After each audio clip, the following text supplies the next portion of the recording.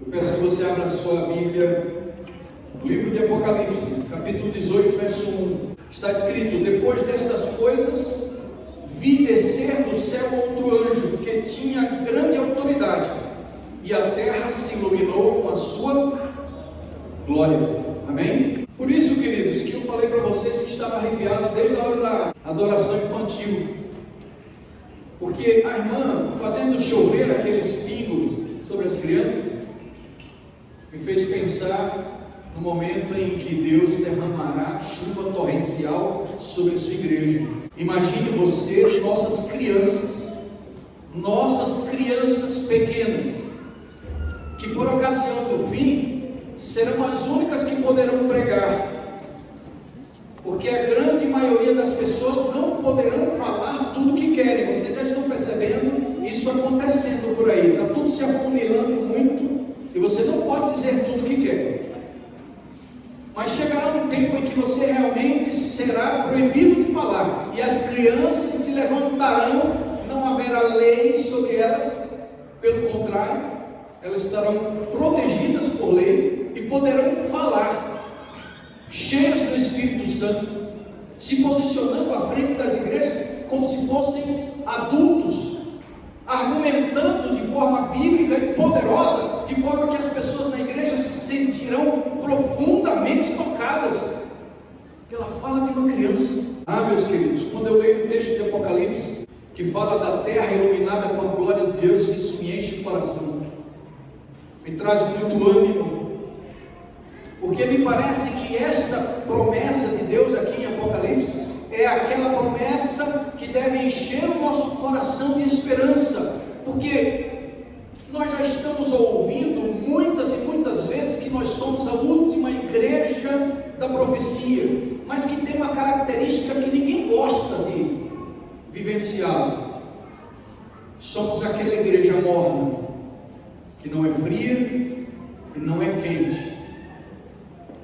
É curioso imaginar que Deus prefere pessoas que falem abertamente que não querem compromisso com Ele.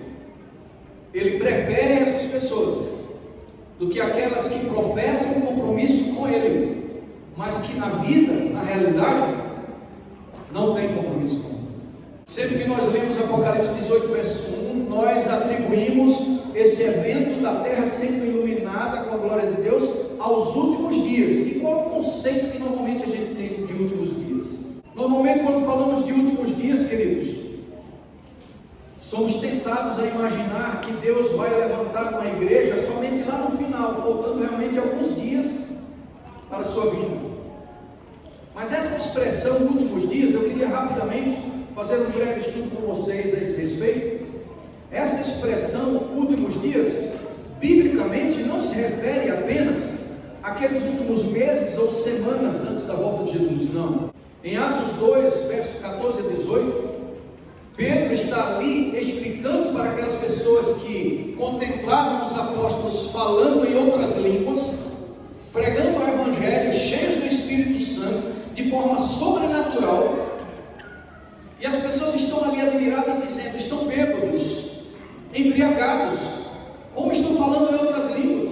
Aí Pedro, nesse texto, ele explica: irmãos, o que vocês estão vendo não é loucura, não é bebedeira, ninguém está embriagado.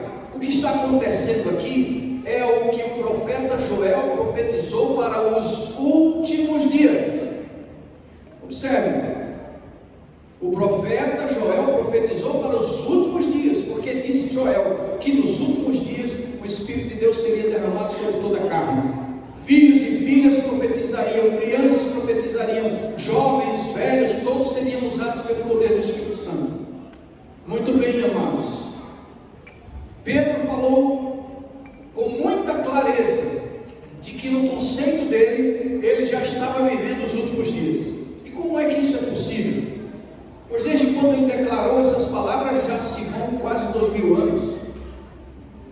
Muito bem, lá em 1 Pedro 1, verso 18, Pedro também lembra aos cristãos que eles foram salvos não por recursos financeiros, não por dinheiro, pelo sacrifício expiatório do Senhor Jesus Cristo. E ele diz mais: isto aconteceu no fim do tempos. Mais uma vez a expressão fim dos tempos, fim dos dias, atribuída para aquele tempo em que Jesus esteve aqui entre nós e aquele período que começa depois que Jesus ascende aos céus. Muito bem, queridos, mas não para por aqui. Paulo, escrevendo a Timóteo, ele disse o seguinte: Timóteo, olha, nos últimos dias os homens serão sobrecarregados de pecados, trarão consigo características muito ruins, serão implacáveis, caluniadores, incontinentes, cruéis, inimigos do bem, traidores, atrevidos.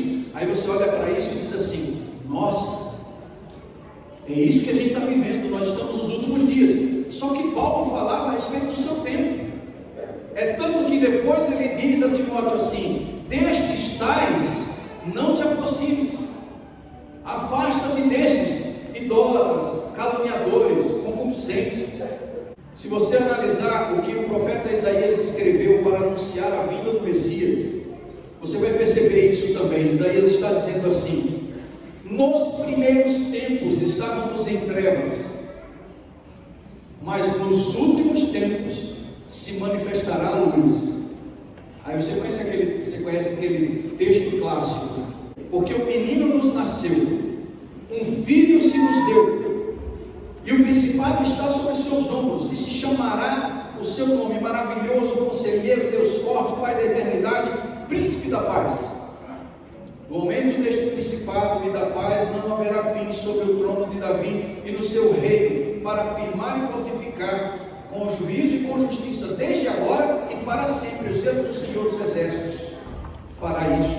Isaías separa o tempo antes de Cristo e o tempo depois de Cristo. Ele chama a primeira parte de primeiros tempos antes de Cristo e depois de Cristo os últimos tempos, os últimos dias. Eu acho que você já está entendendo mais ou menos onde eu quero chegar.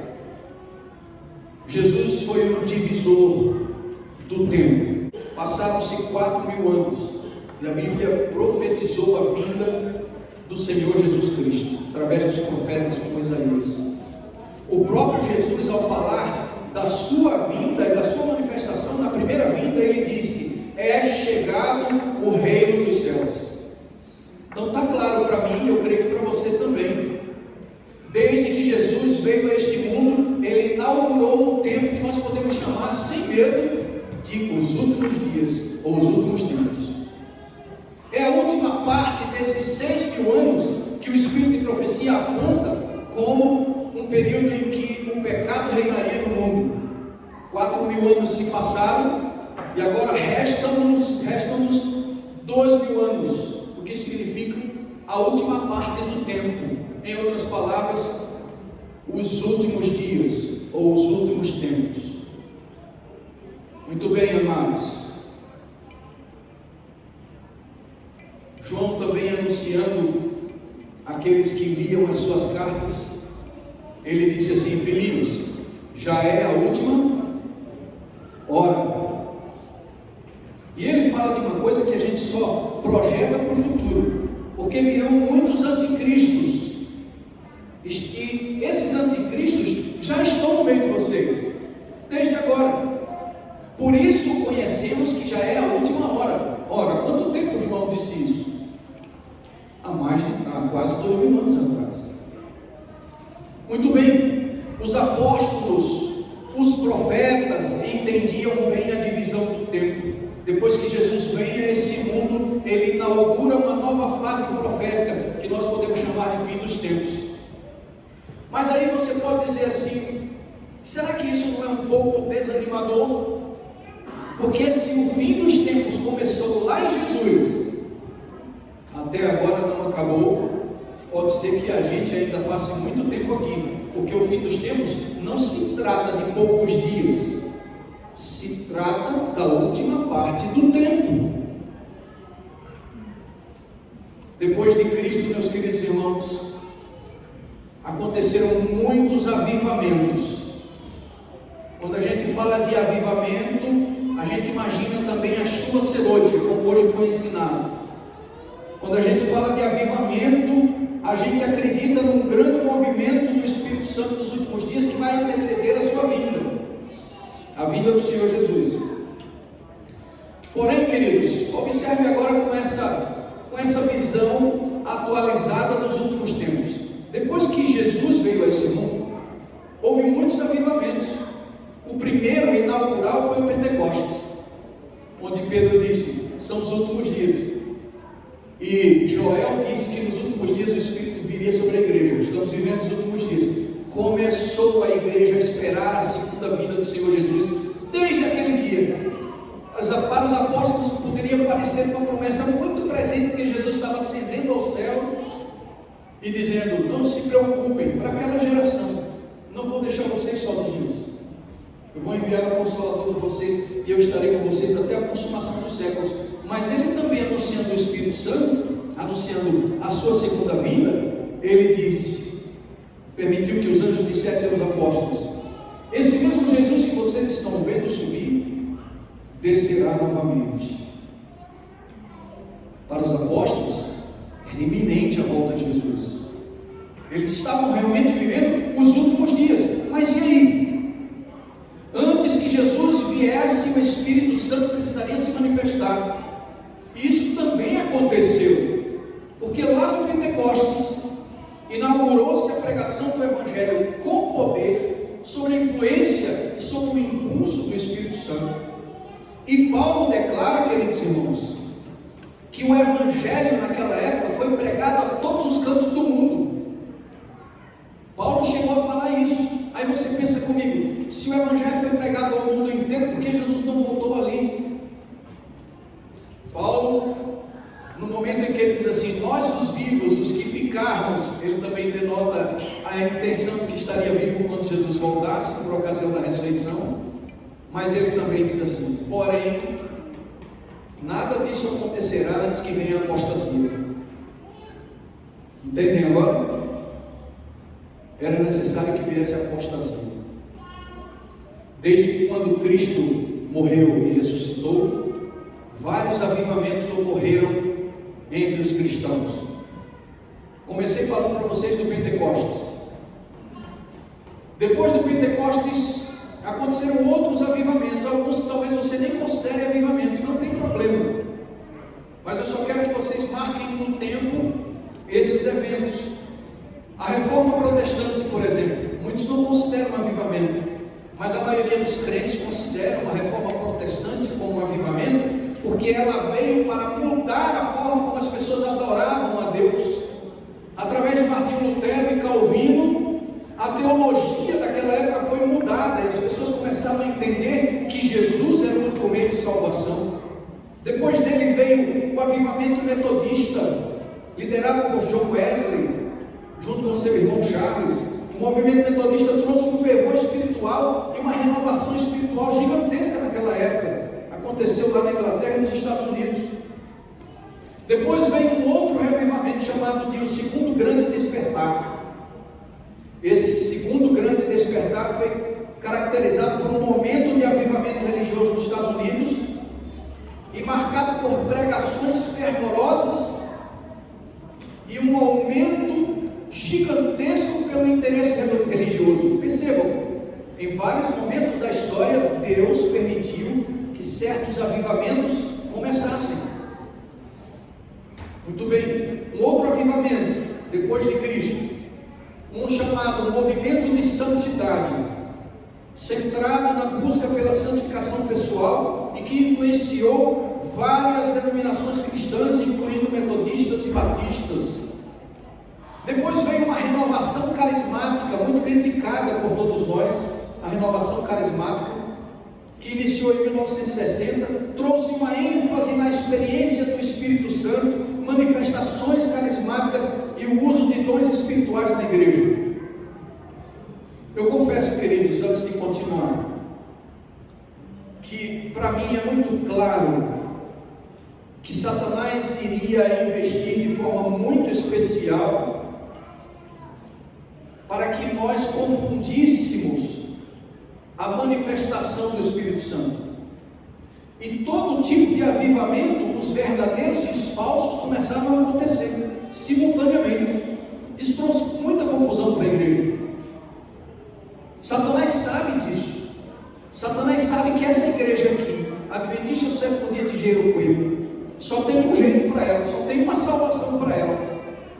É que o Espírito Santo seja derramado em grande medida sobre ela, para que ela seja uma testemunha, mesmo num lugar saturado de adventistas, onde as pessoas não suportam mais ouvir falar do Evangelho. É possível que Deus use essa igreja de tal forma que as pessoas tenham uma sede que não seja capaz de matar, se eles não ouvirem você e eu falarem. Satanás sabe da obra do Espírito Santo nesse último avivamento. Aí ele levanta movimentos dentro da igreja, incentivando as pessoas a acreditarem que o Espírito Santo não é uma pessoa, incentivando as pessoas a desacreditarem na pessoalidade do Espírito Santo. Satanás sabe disso, queridos. Porém, Deus necessita promover em sua igreja urgentemente o último avivamento. Sabe um avivamento que aconteceu com parte do nosso povo? Aquele que a gente chama de um clamor da meia-noite, que aconteceu pouco antes de 1844. As pessoas estavam ali, se entregando à santificação, aguardando com muita convicção o encontro com o Salvador. Eles acreditavam que Jesus ia voltar naquela época. E esses avivamentos, queridos, apesar de serem complexos, misturados, apontam para a ideia que nós começamos a estudar, de que o tempo do fim tem uma data marcada no calendário, mas os últimos tempos e os últimos dias foi marcado pela manifestação do Filho de Deus há quase 2.000 anos atrás. De lá para cá, muitos avivamentos aconteceram. E agora? Em que momento da história nós estamos vivendo, queridos? Essa é uma pergunta para reflexão, tá? Que momento da história nós estamos vivendo? Você reconhece o tempo, como Jesus disse que o seu povo reconhece? Você reconhece o tempo que está vivendo? Ou você é parte daqueles que estão em trevas e que serão pegos de surpresa, porque a vinda do Senhor virá sobre eles como ladrão? O Senhor aparecerá como ladrão. Há duas classes de pessoas dentro da igreja mesmo: uns que estão muito ligados nos acontecimentos, que estão estudando a palavra e comparando tudo, e há outro grupo que até critica esses e dizem assim: por que vocês estão tão aflitos com isso? Isso é fanatismo, alarmismo, exagero. Por que falar tanto da volta de Jesus nesses últimos tempos? O Espírito de Profecia, curiosamente, já advertiu a igreja, dizendo que nesse tempo as pessoas se levantariam e diriam: esses eventos que vocês estão apontando são eventos para um tempo muito distante de nós ainda. E essas pessoas não compreendem, queridos, que o tempo do fim, o fim dos tempos, os últimos dias, foi inaugurado desde Jesus Cristo, porque eles sabem que o período de vida que nós temos nessa terra é curto, e que todas as gerações que morreram verão o Senhor Jesus vindo com poder e muita glória, tendo esperado o tempo de vida que eles viveram. Vocês sabem que eu tenho um filho que dormiu no Senhor, e eu gosto muito de pensar nisso, assim, o Esdras dormiu, e para ele o tempo parou completamente. Eu estou esperando aqui, agoniado ainda, que Jesus volte logo. Senhor Jesus, volta logo. Mas Esdras, aos 24 anos de idade, podemos dizer que ele, num abrir e fechar de olhos, já está vendo Jesus voltar. Porque quando a trombeta for tocada, para Esdras, vai ser como se ele tivesse dormido ali no hospital naquele momento. Meu Deus, o que está acontecendo? Para ele vai ser um momento. O tempo não passou. Para ele está tudo paradinho. Quando o Senhor se manifestar, ele vai ver o Senhor e vai se surpreender com a brevidade da sua vida. Eu já vivi 51 anos, não sei se vou estar vivo amanhã, ninguém aqui pode afirmar. Mas se a gente descer a sepultura, é hoje o dia do Senhor Jesus voltar. Se eu descer a sepultura hoje, é hoje que eu vou vê-lo. Porque para mim, ambos mesmos semanas não existem mais. É um piscar de olhos e eu estarei diante do meu Salvador. Oh, glória a Deus! Aleluia!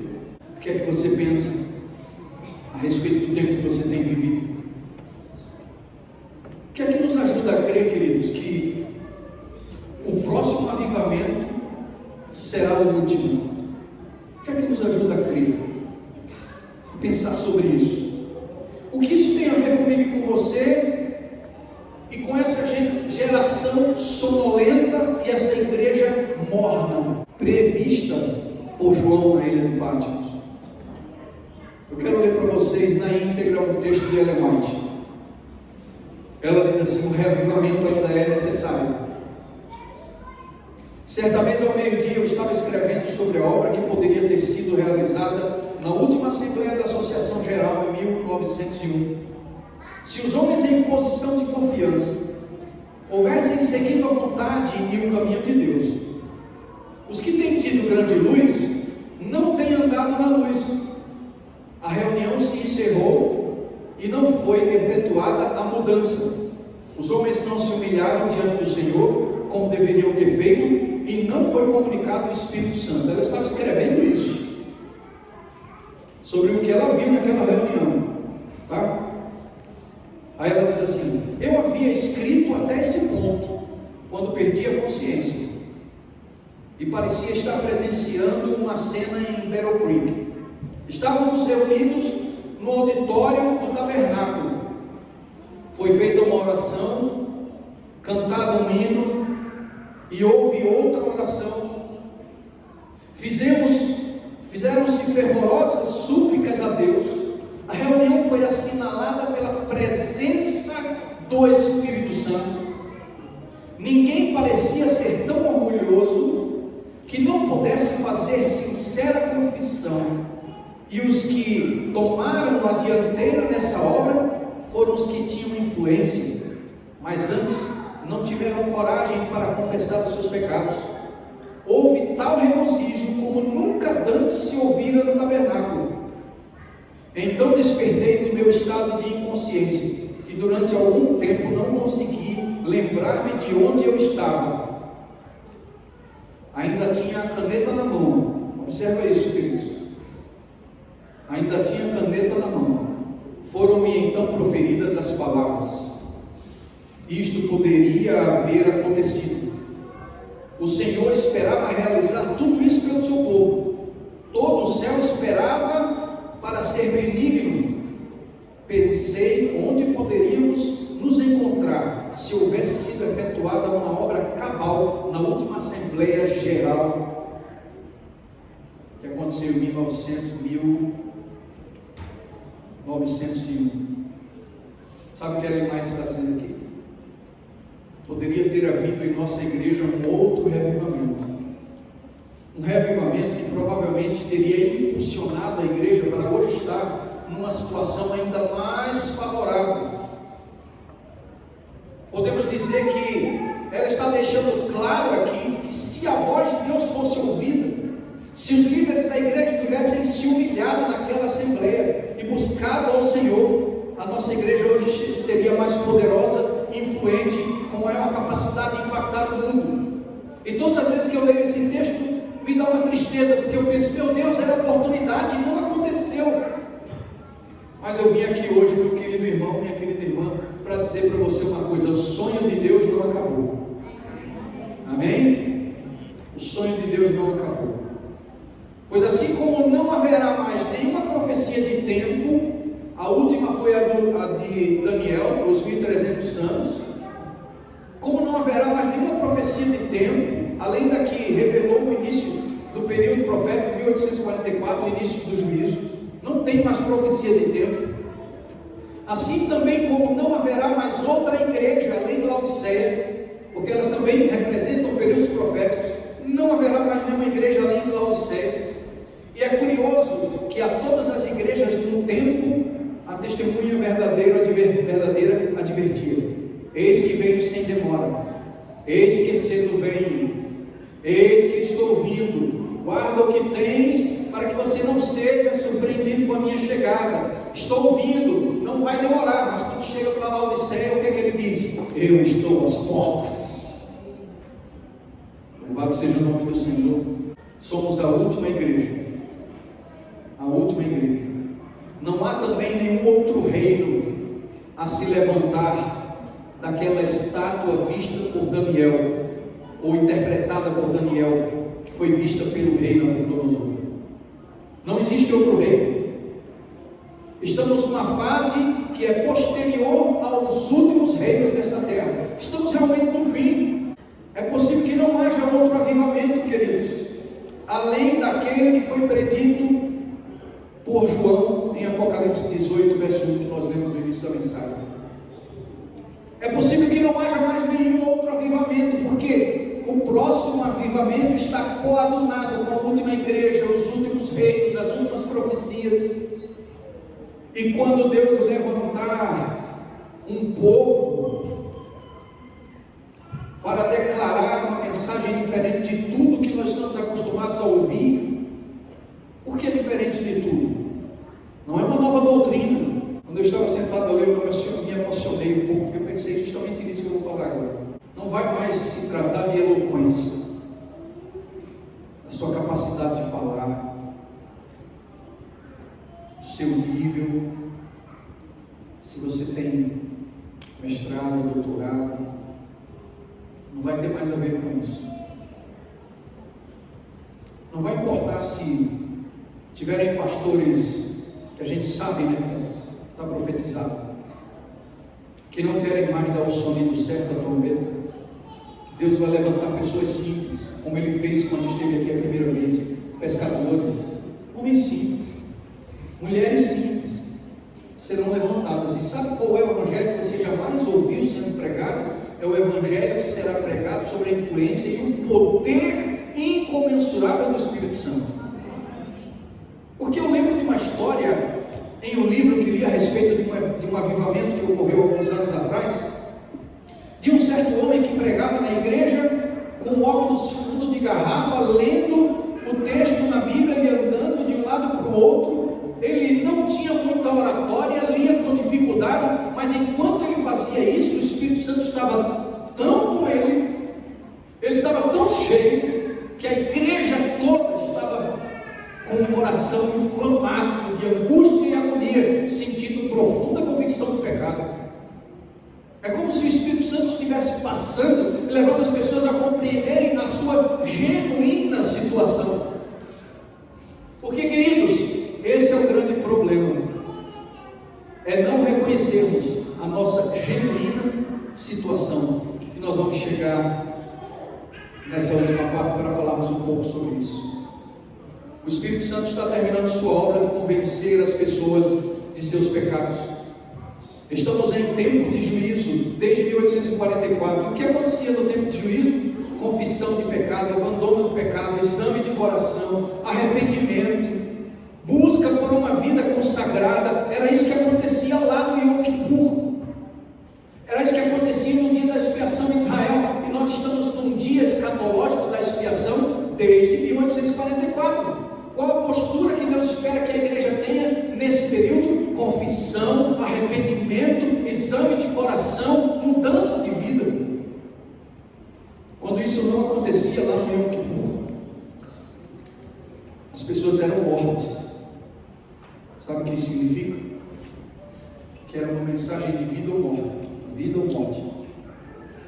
Ou a gente buscava arrependimento, ou a gente buscava em Deus que Ele nos revelasse onde nós estávamos errando, ou o juízo já vinha ali, naquele momento, naquela hora.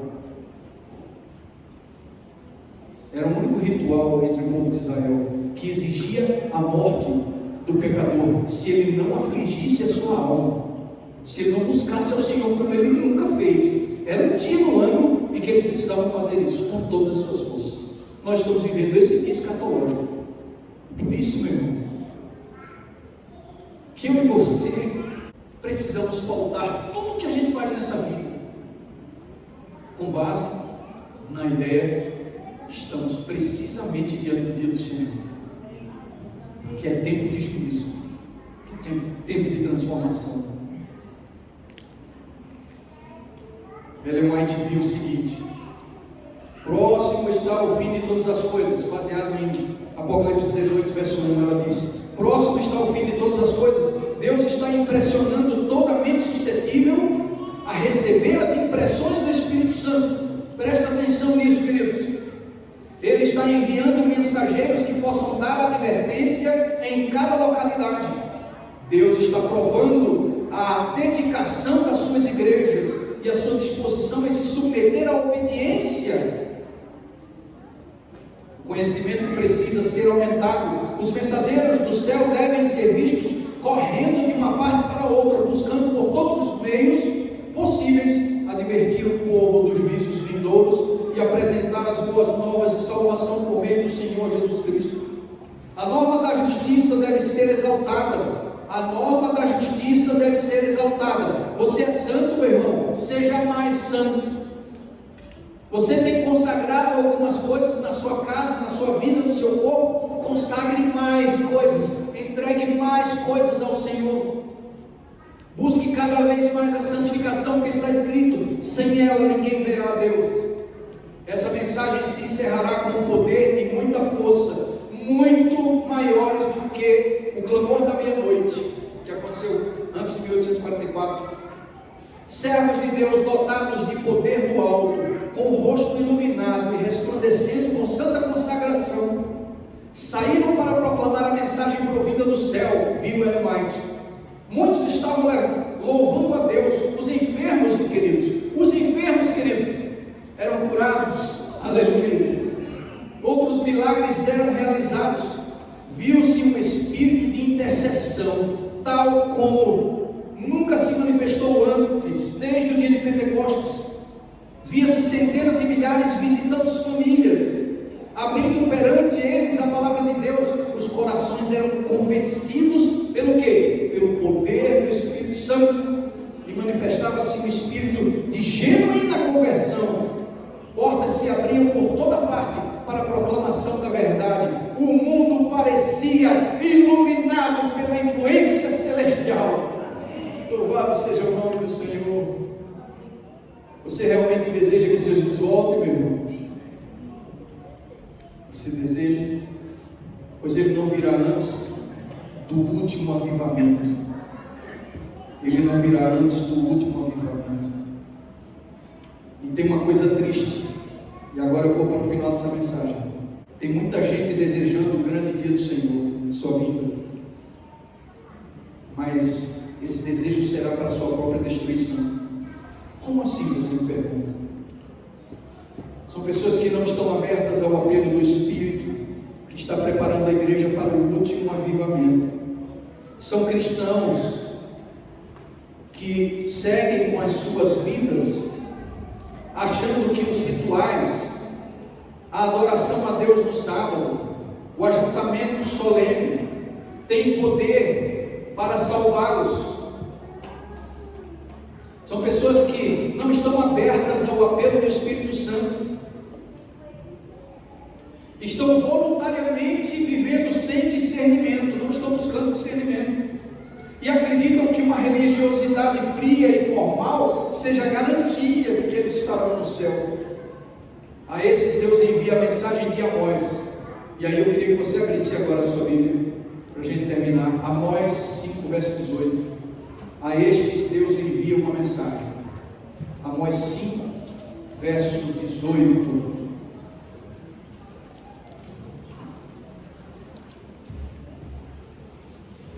Para ganhar tempo eu vou ler enquanto você procura. Está escrito: ai de vós que desejais o dia do Senhor. Para que desejais vós o dia do Senhor? É dia de trevas e não de luz.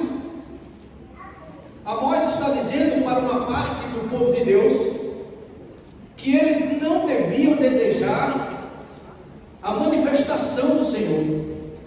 Por quê? Se você for ler o capítulo anterior e o restante desse capítulo, você vai ver, o povo de Deus estava baseando a sua fé nas reuniões solenes, no sábado que eles guardavam, mas nos pecados pessoais, aqueles que eles acariciavam secretamente, não havia nenhuma mudança.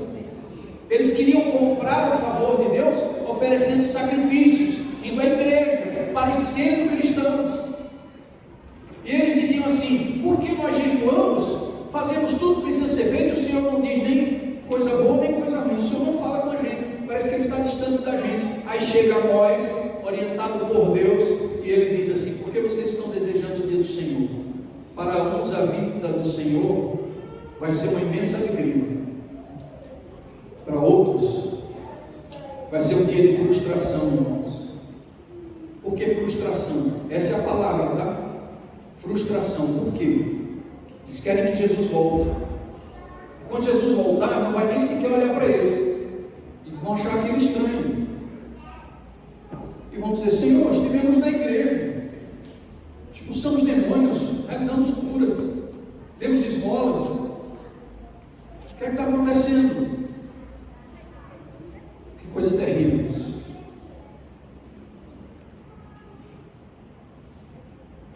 Apartai-vos de mim, vocês que praticam iniquidade.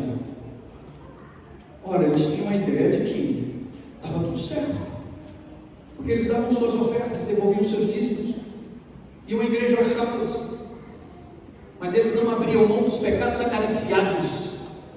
Eles nunca tiveram coragem de entregar totalmente seus corações a Deus. E Amós está fazendo um chamado aqui: olha, Deus não quer o sacrifício de vocês. É o mesmo chamado de Isaías, no capítulo 1. É Deus dizendo: eu estou cansado do ajuntamento solene. Vocês vêm à igreja todos os sábados, mas vocês não se amam, vocês não se abraçam, vocês não abandonam os pecados. O cumprimento da lei é uma mera formalidade, não acontece porque vocês me amam. Vocês precisam me pedir ajuda, vocês precisam clamar, e eu estou aqui para ajudar vocês. Aí Amós chega e diz: não desejem o dia do Senhor, porque vai ser frustração para você. O comentário bíblico diz, no contexto de Amós, o dia do Senhor é um dia em que as expectativas do povo seriam frustradas. E parece ser um paradoxo, pois o povo de Deus estava vivendo em um estado de tamanha negação da sua condição real, a ponto de desejar o dia do Senhor. Por esse motivo, seria um dia de trevas. Eles estavam vivendo numa situação que eles não conseguiam enxergar a sua genuína condição. Mas eles eram tão cegos a esse respeito, que mesmo em pecado, eles diziam: volta, Senhor, volta, porque está de terno e gravata na igreja sábado de manhã, dava para eles certa segurança falsa. Não adiantavam os sacrifícios, era necessário um avivamento que viria da manifestação do Espírito Santo. Deus está agindo exatamente agora, queridos. Quantos creem nisso? Deus está agindo exatamente agora. Recentemente eu vi uma jovem ex-umbandista dizendo que jamais ouviu a voz de Deus audivelmente, mas que o processo de conversão dela envolveu ouvir a voz de Deus a primeira vez, dizendo uma palavra. Ela vivia na Umbanda, fez alguns trabalhos por sucesso e prosperidade, e as coisas não aconteciam. Ela pagava por isso. E um dia chegou lá para os responsáveis pelos trabalhos feitos e disse: o que está acontecendo? Já faz muito tempo que eu fiz aqui um acordo com vocês, não está acontecendo nada, pelo contrário, está do mesmo jeito a minha vida.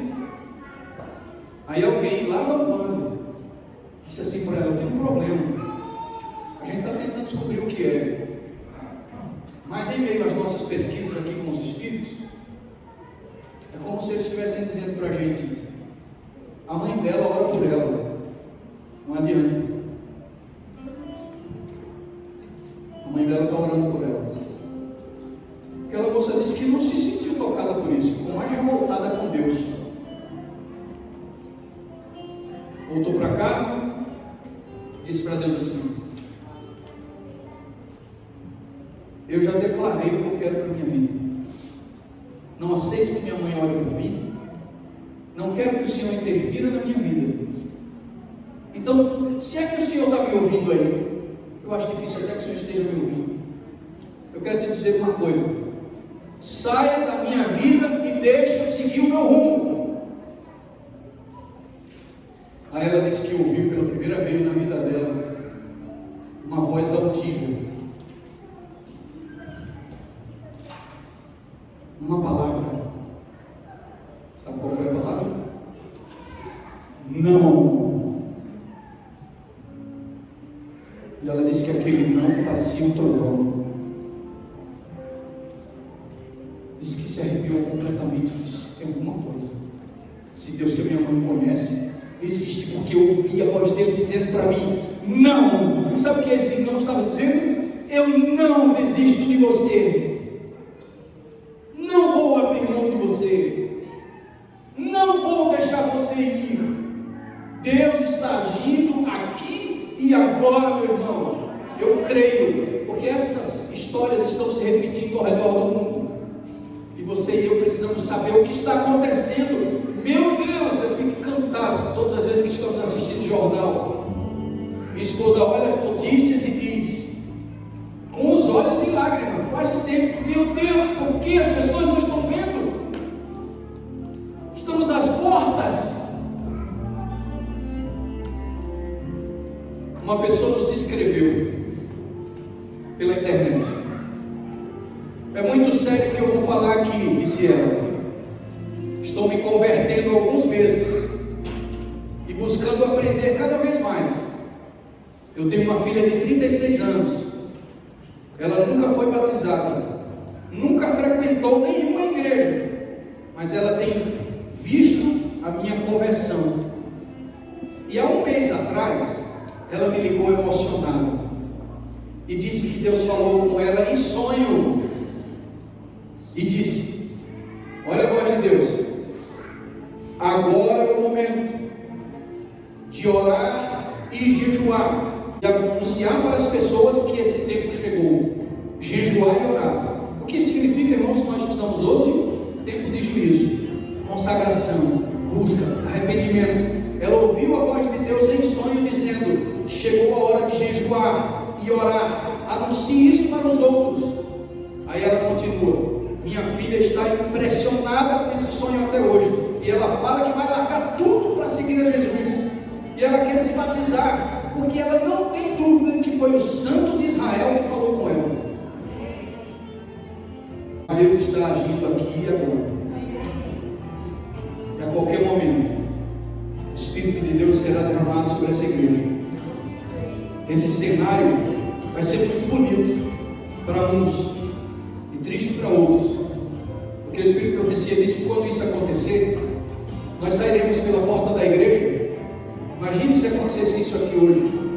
Sairemos pela porta da igreja, uns cheios do Espírito Santo e outros completamente vazios. Ninguém vai saber de forma visual, como foi no Pentecostes, que labaredas de fogo desceram sobre alguns irmãos da igreja. Não.